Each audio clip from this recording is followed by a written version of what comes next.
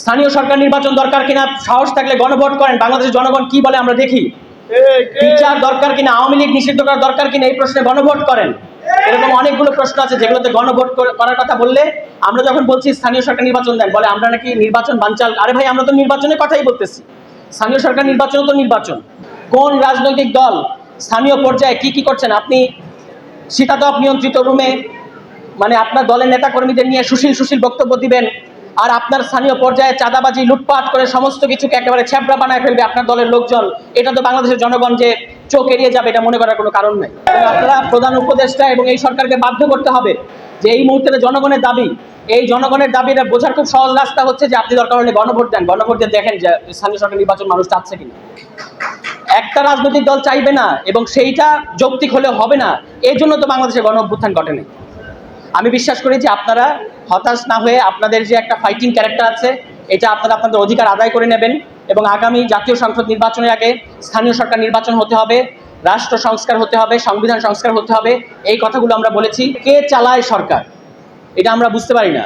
বারবার বলা হয় রাজনৈতিক দল না চাইলে আমরা এটা করব না, অমুক রাজনৈতিক দল না চাইলে আমরা এটা করব না, সবার মতামতের ভিত্তিতে আমরা করব। কিন্তু আমরা দেখতে পাচ্ছি বিভিন্ন রাজনৈতিক দলের পক্ষ থেকে স্থানীয় সরকার নির্বাচনের দাবি তোলা হচ্ছে।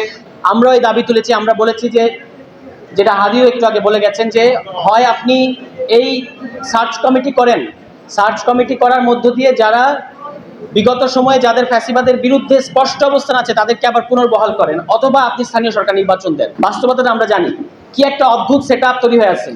ইউএনও, ডিসি, তারপর হচ্ছে আপনার আরও যে সকল প্রশাসক আছে তাদের সাথে শক্তি দেখাইতে পারে এমন রাজনৈতিক দলের সন্ত্রাসী ক্যাডাররা মিলে একটা ভয়ঙ্কর চাঁদাবাজির সিন্ডিকেট গড়ে তুলেছে।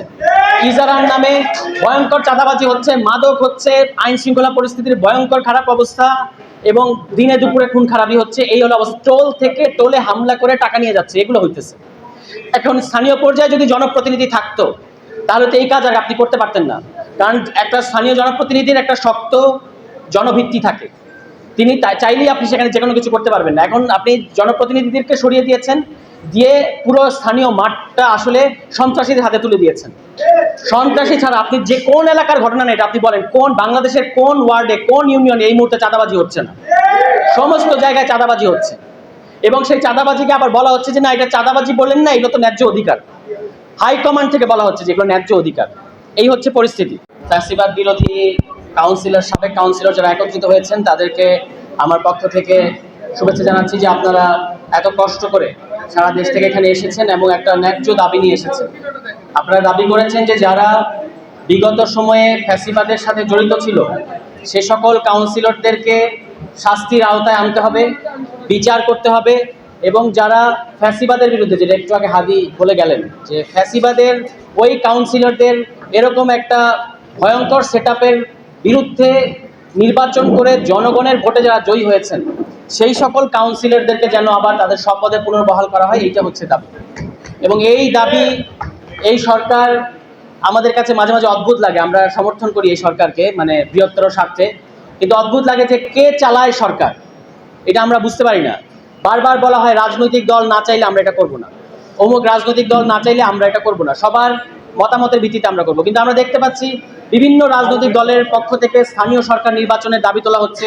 আমরাও এই দাবি তুলেছি। আমরা বলেছি যে, যেটা হাদিও একটু আগে বলে গেছেন, যে হয় আপনি এই সার্চ কমিটি করেন, সার্চ কমিটি করার মধ্য দিয়ে যারা বিগত সময়ে যাদের ফ্যাসিবাদের বিরুদ্ধে স্পষ্ট অবস্থান আছে তাদেরকে আবার পুনর্বহাল করেন, অথবা আপনি স্থানীয় সরকার নির্বাচন দেন। এই দাবি বিভিন্ন দলের তরফ থেকে করা হয়েছে। কোন দল করে না? এখন রাজনৈতিক দল রাজি না হলে করবো না, এর কথা যদি অর্থ যদি এইটা হয় যে একটা কোনো রাজনৈতিক দল, কোনো একটা বিশেষ রাজনৈতিক দল না চাইলে আমি একটা কাজ করব না, তাহলে আপনারা যে সরকার, এইটাই আমরা মাঝে মাঝে বুঝি না। সুতরাং আমরা এই সরকারের যারা সংশ্লিষ্ট মন্ত্রণালয় এবং প্রধান উপদেষ্টা, মাননীয় প্রধান উপদেষ্টা, তার প্রতি আমাদের আহ্বান থাকবে এবং আমরা হুঁশিয়ারি জানাতে চাই আপনাদেরকে যে এই যে এতগুলো মানুষ স্থানীয় সরকার পর্যায় থেকে যারা মানুষের ভোটে মানুষের সমর্থন উঠে এসেছেন তাদেরকে আপনারা এইভাবে মানে একটা ঝুলন্ত অবস্থায় রাখতে পারেন না। এবং আরেকটা কথা হচ্ছে, আপনারা জানেন আমি স্থানীয় পর্যায়ে যাচ্ছি, এখানে আমাদের কেন্দ্রীয় নেতৃবৃন্দ আছেন বিভিন্ন দলের, তারাও যাচ্ছেন। বাস্তবতাটা আমরা জানি কি একটা অদ্ভুত সেটআপ তৈরি হয়ে আছে। ইউএনও, ডিসি, তারপর হচ্ছে আপনার আরও যে সকল প্রশাসক আছে তাদের সাথে শক্তি দেখাইতে পারে এমন এমন রাজনৈতিক দলের সন্ত্রাসী ক্যাডাররা মিলে একটা ভয়ঙ্কর চাঁদাবাজির সিন্ডিকেট গড়ে তুলেছে।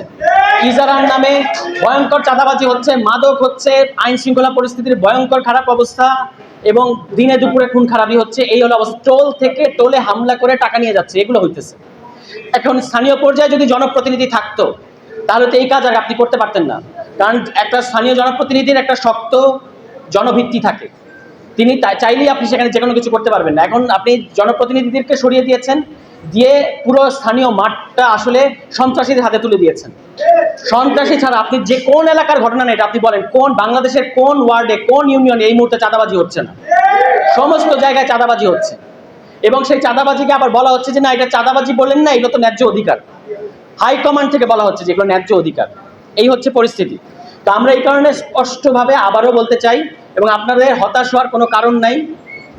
যারা স্থানীয় সরকার নির্বাচনে বিরোধিতা করছে তারা আসলে শহীদ প্রেসিডেন্ট জিয়াউর রহমানের রাস্তায় নাই। শহীদ প্রেসিডেন্ট জিয়াউর রহমান ক্ষমতায় এসে যা যা করেছিলেন, আজকের বাংলাদেশে আমরা তাই করতে চাচ্ছি এবং করতে দেয়া হচ্ছে না। এইটা যারা করতে দিচ্ছে না তারা অবশ্য যে দলই হোক, তারা শহীদ প্রেসিডেন্ট জিয়াউর রহমানের রাস্তায় নাই। স্থানীয় সরকার নির্বাচন দরকার কিনা, সাহস থাকলে গণভোট করেন। বাংলাদেশের জনগণ কি বলে আমরা দেখি।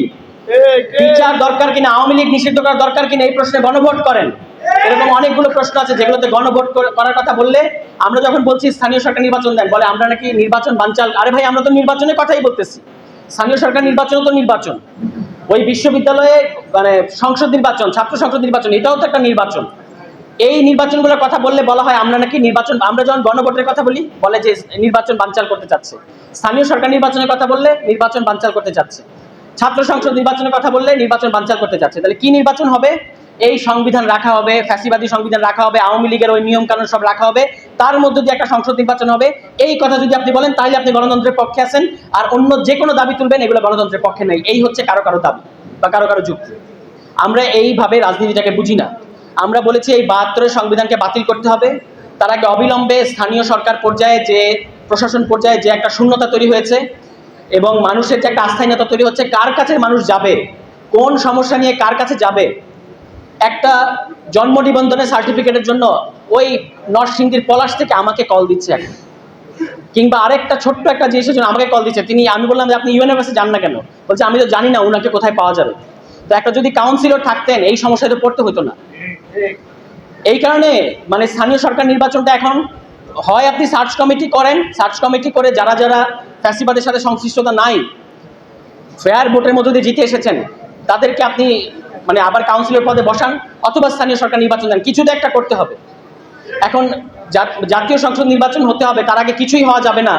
এইটা একটা বিশেষ রাজনৈতিক দলেরও দাবি, এটা ইসিরও দাবি, এটা নির্বাচন কমিশনেরও দাবি। নির্বাচন কমিশন আর একটা রাজনৈতিক দলের বক্তব্য হুবহু মিলে যায়। আমরা তো মানে আশ্চর্য হয়ে যায় যে নির্বাচন কমিশন আসলে কি চায়। তারা তো সরকারের উপরে সরকার হইতে চায়, সরকারের আগে তারা নির্বাচনের ঘোষণা দিয়ে দিতে চায়, জাতীয় সংসদ নির্বাচন।